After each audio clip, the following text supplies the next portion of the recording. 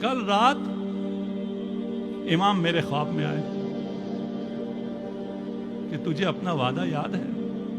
میرا زائر کل آ رہا ہے، وہ پریشان حال ہے، اس کی مدد کرنا۔ میں پریشان تھا کہ میں اس زائر کو کہاں سے ڈھونڈوں، مجھے کیا پتا وہ کون سا زائر ہے جو پریشان حال ہے، اس کی پریشانی کو میں نے برطرف کرنا ہے۔ اتنے میں تمہارا فون آ جاتا ہے۔ ہمیں سمجھ میں نہیں آتا کہ ہم سے کبھی کبھار جو لیا جاتا ہے وہ دینے کے لیے لیا جاتا ہے۔ ایک شخص ہے، وہ حرم میں امام رضا میں آتا ہے، آج سے 30 سال پرانا واقعہ ہے۔ حرم امام رضا میں آتا ہے، اور کیوں آتا ہے؟ اس لیے کہ وہ بینک کرپٹ ہو گیا تھا، بزنس مین تھا، تہران میں ہوتا تھا، وہ بینک کرپٹ ہو گیا، اس کا سارا کاروبار ختم ہو گیا، اس کے قرضے اس پہ اتنے آ گئے، صبح شام قرض خواہ جو ہیں وہ دروازے پہ، اس پہ کیس، وہ مشکل میں آ گیا۔ اس نے اپنی بیوی سے کہا کہ کچھ پیسے جوڑو، میں امام کے پاس جاتا ہوں، مشہد جاتا ہوں، وہاں سے میں مدد مانگوں گا، شاید امام کوئی میری مدد کر دے، ہماری یہ مشکل شاید آسان ہو جائے۔ اس کے اپنے پاس تو کوئی پیسہ رہا نہیں تھا، بیوی نے کچھ پیسے جوڑے، اس کو کرایہ کر کے دیا، اور وہ ان پیسوں کو جیب میں ڈال کے مشہد پہنچ گیا، زری کے سامنے گیا۔ خدا ہم سب کو یہ زیارت نصیب فرمائے۔ جو گئے ہیں وہ جانتے ہیں کہ جو بھی مشکل ہو وہاں ساری مشکلات حل ہو جاتی ہیں، انسان کو سکون آ جاتا ہے، مشکل حل ہونے سے پہلے اطمینان ہو جاتا ہے کہ میری مشکل حل ہو گئی ہے۔ یہ شخص بھی کہتا ہے میں دعا کر رہا تھا، دعا کرتے کرتے مجھے سکون سا مل گیا، مجھے یقین ہو گیا میری مشکلات حل ہو گئی۔ اب تو جاؤں گا، تہران پہنچوں گا تو پتہ چلے گا مشکلات حل ہوئی ہیں نہیں ہوئی، لیکن یہاں جب سکون آیا میں نے شکریہ کیا امام کا اور میں واپس چل دیا۔ اگر آپ گئے ہوں تو آپ جوتے رکھتے ہیں، کفشداری ہے، اس کو ایک ٹوکن سا دیتا ہے، اس نے جیب میں ہاتھ ڈالا ٹوکن نکالنے کے لیے، دیکھا جیب کٹ گئی، ٹوکن بھی نہیں ہے، وہ جو تھوڑے سے پیسے تھے واپسی کا کرایہ تھا، دوپہر کا کھانا تھا، وہ بھی جیب سے چلا گیا۔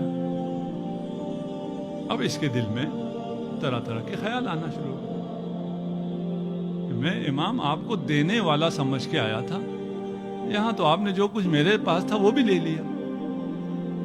کہا واپس جاتا ہوں، امام سے گلہ کرتا ہوں۔ زری کے سامنے آیا، سلام کیا،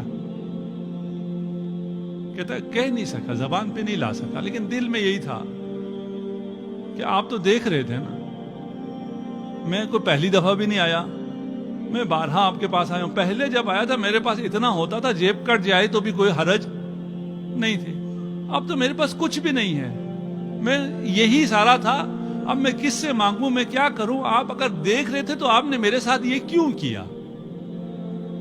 آپ نے یہ کیوں لینے دیا کسی کو؟ خیر وہاں سے آخری سلام کر کے کہتا ہے میں واپس چلا، کچھ کر تو سکتا نہیں تھا، مانگ بھی نہیں سکتا تھا، دل میں آیا نہ مانگوں کیا کروں، حرم پہ میں مانگ لیتا ہوں، خود تاجر تھا، اچھا خاصا تھا، آتا تھے، ہم کہتے تھے یہ بھیک مانگ رہے ہیں، پروفیشنل ہیں، جس سے بھی میں کہوں گا وہ یہی کہے گا۔ اس نے اس سے کہنے کی کوشش کی، اس سے کہنے کی کوشش کی، اس سے کہا نہیں گیا۔ اس نے جیب میں ہاتھ ڈالا تو ایک سکہ اس کو ملا۔ اگر آپ 30 سال پہلے کی بات کروں، موبائل نہیں ہے اس زمانے میں، وہ سکے کا ٹیلی فون ہوتا تھا، سکہ ڈال کے فون کرو۔ اس کے ذہن میں ایک خیال آ گیا کہ ایک سکہ ملا ہے، اسے میں ڈالتا ہوں بوتھ میں جا کر، ایک نمبر رینڈم ملا دیتا ہوں مشہد کا، وہ سامنے تو نہیں ہوگا نا، کم از کم شرم تو نہیں آئے گی، سامنے لوگوں سے مانگتے ہوئے شرم آ رہی ہے، اس سے میں مانگ لوں گا، اس کو کہوں گا کہ میں اس حالت میں آ گیا ہوں، اگر کر سکتے ہو تو مجھے دوپہر کھانا چاہیے، واپسی کا ٹکٹ چاہیے۔ اس نے فون کیا، کسی نے اٹھایا، ہیلو السلام علیکم، وعلیکم السلام، یہ میرا معاملہ ہے اور یہ میری مجبوری ہے، آپ میری مدد کر سکتے ہیں؟ اس نے پوچھا آپ کہاں سے بول رہے ہیں، کہاں ہیں؟ کہا میں فلکہ آپ پر ہوں اور یہ ٹیلی فون بوتھ ہے، اس سے میں فون کر رہا ہوں۔ کہا وہی رہنا، میں آ رہا ہوں۔ یہ خوش ہو گیا، چلیں پہلی ہی کال پہ ایک سے زیادہ تو کال کر نہیں سکتا تھا، ایک ہی چانس تھا، ایک ہی سکہ تھا، اس پہ جواب مل گیا۔ اور اس نے کہا کہ میں آتا ہوں، 10 منٹ گزرے، 15 منٹ گزرے، کوئی نہیں آیا۔ تھوڑا سا پھر مایوس ہو گیا کہ فون پہ اس نے تفصیل سے منع کرنے کے بجائے یہی کہا ہوگا میں آتا ہوں، انتظار کرو، نہیں آئے گا تو میں کیا کر لوں گا۔ کہتے ہیں تھوڑی دیر بعد ایک بڑی سی گاڑی رکی اور اس نے آواز دی کہ فلان صاحب آپ ہیں، آپ نے فون کیا تھا؟ کہا ہاں میں نے فون کیا تھا۔ آئیے تشریف لائیے, صاحب آپ کے انتظار میں ہیں. اور میں کہا اچھا یہ جو آیا ہے یہ ڈرائیور ہے, وہ تو جانتا نہیں ہے کون کون ہے, یہ کوئی ڈرائیور آیا ہے, چلیں کوئی اچھی پارٹی کو فون لگ گیا, کرایہ تو دے ہی دے گا, یہ کھانا بھی اچھا کھلا دے گا. اس نے گاڑی میں بٹھایا اور بہت بڑے سے بنگلے میں لے جا کے اس نے گاڑی پر پارک کی, اور وہ صاحب جو ہے مالک مکان وہ تیار انتظار میں ٹہل رہا ہے, آتے ساتھ ہی اسے گلے لگایا, اس کا بڑا استقبال کیا. میں نے کہا ایسے استقبال کر رہا ہے جسے مجھے برسوں سے جانتا ہے, میں تو اس کو نہیں جانتا. بٹھایا, کھلایا, پلایا, تو کہا شکر ہے مجھے کھانا تو مل گیا, بس اب یہ پیسے دے دے, واپسی کا کرایہ مانگتے ہوئے اب بھی شرم آ رہی ہے. ٹیلی فون پہ تو کہہ دیا تھا, سامنے کہنے. اس نے باتوں میں لگایا, ہاں بتاؤ تمہیں کیا ہوا, کیوں ایسے مجبور ہو گئے. کہا میں بزنس مین تھا, میرا خسارہ ہو گیا, بینک کرپٹ ہو گیا, 200 ملین کا مجھ پر قرض آ گیا, اور کوئی حالات ٹھیک نہیں ہو رہے تھے, تو میں امام کے پاس آ گیا کہ امام میری مدد کریں. یہاں مدد تو نہیں ہوئی, جیب بھی کٹ گئی, جو تھا وہ بھی چلا گیا. کہا کتنا نقصان ہو گیا, کتنا قرض ہے تمہارا؟ کہا 200 ملین. اور کہا اگر اب تم اپنا بزنس صحیح کرنا چاہو تمہیں کتنا اور سرمایہ چاہیے کہ تم اپنا کام بھی کر سکو؟ 60-70 ملین ہو جائے تو وہ بھی چل جائے گا.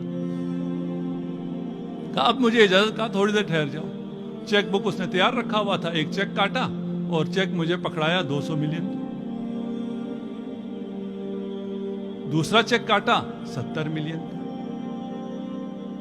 میں نے کہا یہ کیا ہے؟ اس وقت ایک بچہ داخل ہوا چائے لے کر, اس نے اس بچے کو گلے سے لگایا اور رونا شروع کیا.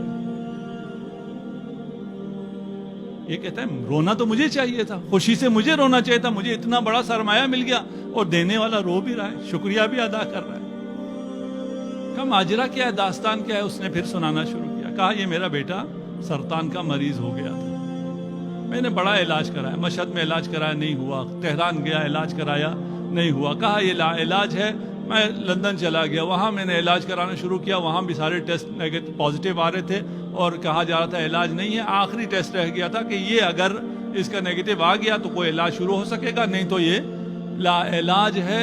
وہاں کسی نے کہا کہ تمہیں دعا کرنا نہیں آتی کیا؟ ایک آدمی ایسی آیا کہ دعا کرو, کسی کو وسیلہ بناؤ, تمہارا بچہ اب ان علاج سے بچ نہیں سکتا. کہتا ہے مجھے خیال آیا کہ میں نے دعا اس طرح تو نہیں کی.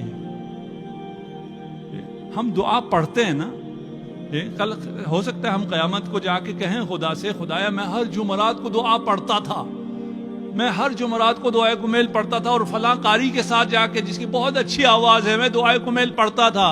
شاید ہمیں کہے دعا پڑھنے کے لیے کب کہا تھا, دعا کرنے کے لیے کہا تھا. تو نے دعا کی بھی کبھی؟ یہ صرف پڑھتے رہے. یہ کہتا ہے میں دعائے کمیل پڑھنے کے لیے تو بہت جاتا تھا, حرم بھی جایا کرتا تھا, لیکن دعا میں نے کی نہیں تھی. اس شخص نے جب کہا دعا کرو, کسی کو وسیلہ بناؤ, تو میں نے امام رضا کو وسیلہ بنایا. میں نے کہا امام اگر آپ نے میرے بیٹے کو شفاعت دی تو میں آپ کی زائر کی عزت کروں گا, آپ کے زائر کی حاجت روائی کروں گا. کہتے ہیں جو آخری ٹیسٹ آیا تو وہ نیگیٹو تھا. اور ٹیسٹ کیے, میرا بچہ, انہوں نے کہا اس کو تو کچھ ہے ہی نہیں, اسے تو شفا مل گئی ہے. میں نے کہا کوئی علاج, کوئی آپریشن, کوئی کیمو تھراپی, کوئی ریڈیو تھراپی کا کچھ بھی نہیں, جب اس کو کچھ ہے ہی نہیں. میں بچے کو واپس لے کے آیا اور میں نے یہاں بھی سارا دوبارہ ٹیسٹ کرایا, سب نے کہا یہ بالکل صحیح ہو گیا.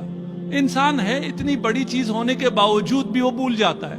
کہتا ہے میں اپنا وعدہ بھول گیا, میں نے جو امام سے وعدہ کیا تھا کہ میں کسی زائر کی مدد کروں گا, اسے خوش کروں گا, میں بھول گیا.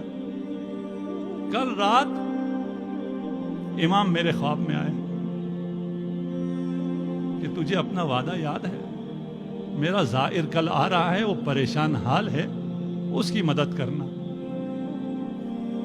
میں پریشان تھا کہ میں اس زائر کو کہاں سے ڈھونڈوں, مجھے کیا پتا وہ کون سا زائر ہے جو پریشان حال ہے, اس کی پریشانی کو میں نے برطرف کرنا ہے. اتنے میں تمہارا فون آ جاتا ہے. ہمیں سمجھ میں نہیں آتا کہ ہم سے کبھی کبھار جو لیا جاتا ہے وہ دینے کے لیے لیا جاتا ہے. وہ جس پیسے پہ تمہیں اعتماد تھا, جس پہ تم بھروسہ کر رہے تھے, وہ تم سے لیا جاتا ہے تاکہ جو حقیقی بھروسہ ہے اس کی طرف متوجہ ہو جاؤ. یہ دینے والے مقام پر ہیں, یہ لینے والے نہیں ہیں. ان کی سیاست بالکل مختلف سیاست ہے, ان کی زندگی, ان کی حکومت بالکل مختلف حکومت ہے. وہ علی ابن ابی طالب جو کہتے ہیں شاید کوئی ایک ایسا فرد ہو جو مجھ سے کمتر ہو میری حکومت میں, اور وہ خود حکمران ہے 50 سے زیادہ ملکوں کا آج کل کے حساب سے. یہ عطا امیر المومنین ہے.